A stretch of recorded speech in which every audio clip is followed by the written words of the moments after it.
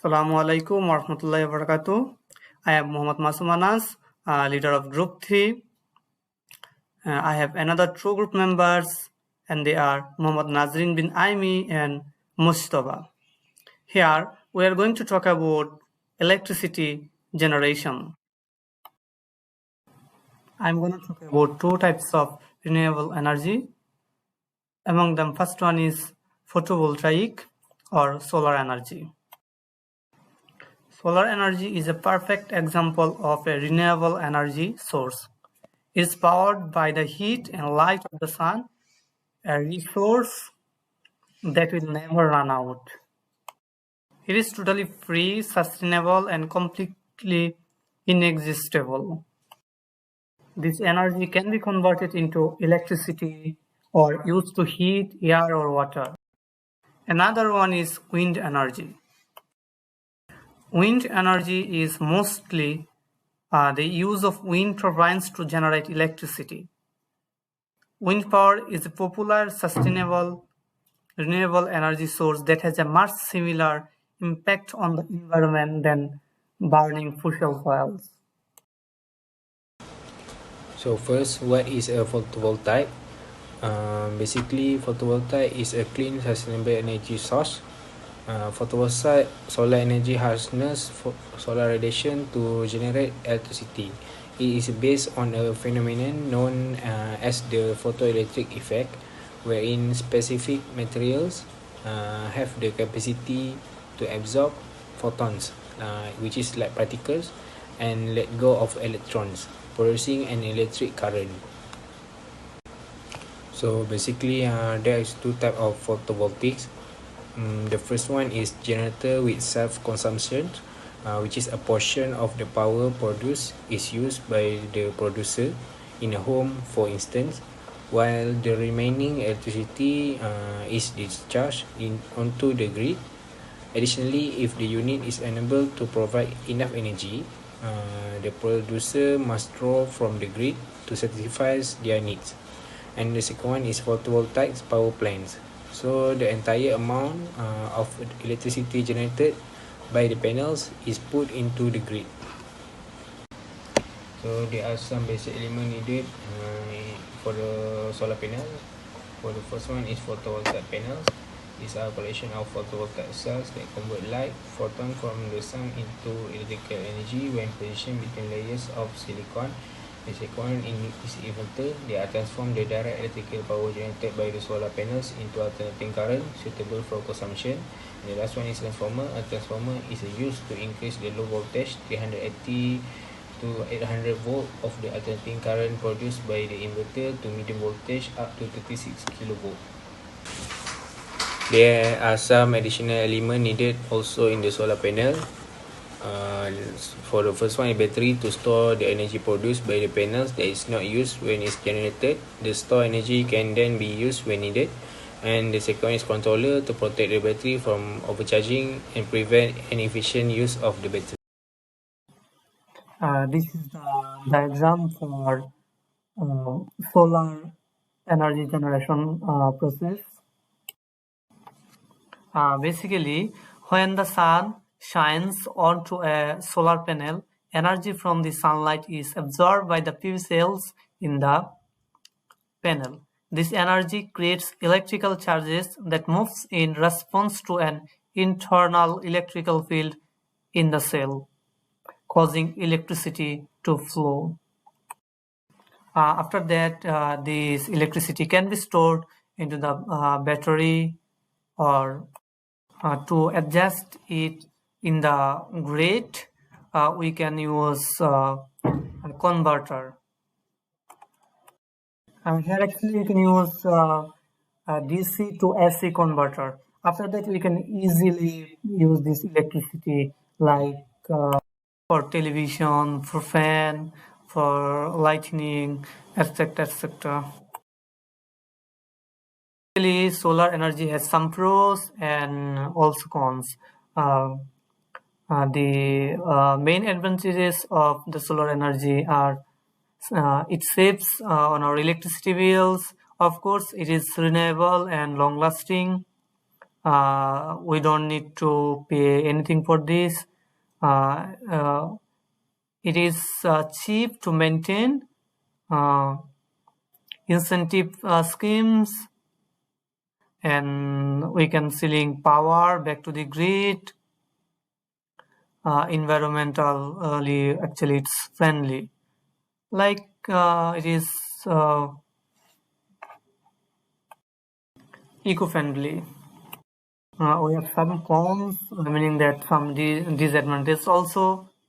Actually, it is not available to everyone. It is fully dependent on the weather and location. To avoid this, actually, we need to maintain some initial cost, like battery cost. It is not portable actually. There is impact of carbon dioxide emissions of. Actually, solar energy has some pros and also cons. Uh, the Let's talk about the another renewable energy, which is wind energy. What is wind energy? Actually, by turning the kinetic energy of moving air into electrical, wind is utilized to generate power. Wind drives the rotor blades of contemporary wind turbines, which transform kinetic energy into rotational energy, a shaft that connects the generator to the rotational energy produces electrical energy. There are two types of wind turbines. First one is the horizontal axis wind turbines, means HWTS, and it is the most popular kind of wind generator. Typically, they resemble an aeroplane propeller thanks to their 2 or 3 long and thin blades. The blades are set up to face straight towards the wind. And the second one is vertical axis wind turbines, which is VAWTS. It is for carving blades that are shorter and broader and resemble the beaters of an electric mixer. So moving on to hot, it is wind turbine that are little bigger, features rotor blades that are about 40 meters long and are mounted to towers that may reach height of 80 meters. These turbines have a 1.8 megawatt power output. Wind turbines with rotor blades longer than 162 meters can be found atop towers that are 24 meters. These massive turbines have a power output range of 4.8 to 5.5 megawatt. Then moving on, we got Volt. It's a small standalone wind turbines may generate 100 kilowatt of power, which is sufficient to run a household. Water pumping station and others location employ small wind turbines. So moving on to the basic element of wind turbines, we got wind turbine rotor and hub, which is the turbine spinning component. The rotor is made up of 3 blades and a hub that sits in the middle of turbine does not always contain 3 blades, despite the fact that they are the most typical. However, the 3-blade rotor provide benefits like maximum efficiency. The blades are hollow and composed of a composite material that is both light and sturdy. Although they are not strong, they are increasingly being made bigger, lighter and more durable. The blades are designed like an airfoil for aerodynamic. This is a schematic of wind turbine nacelle.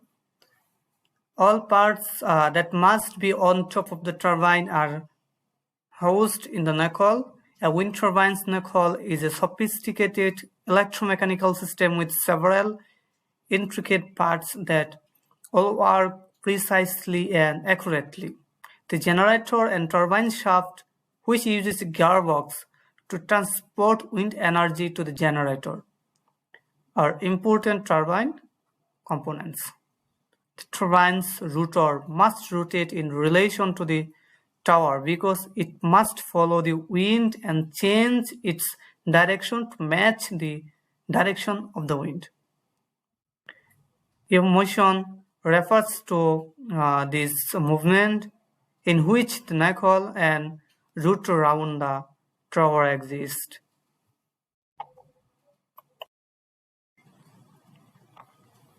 And this is a wind energy generator schematic. In fact, a generator is a component that converts the mechanical energy of the rotor into electrical energy. The generator has the same structure as the electric motor. There are some pros and cons of wind energy. For cons, it is clean source of energy, and of course, it is renewable source of energy. It is cost friendly and space efficient. The use of it reduced dependence on fossil fuels. Of course, it is one of the source of employment, blessing to remote location and domestic ability. It has several cons also, which are fluctuation of wind, threat to birds, and it creates noise pollution. It has visual landscape disturbance, need to take away of fertile lands. It has also installation cost. There is a maintenance cost like safety. All right, that's all. Thank you, Group 3.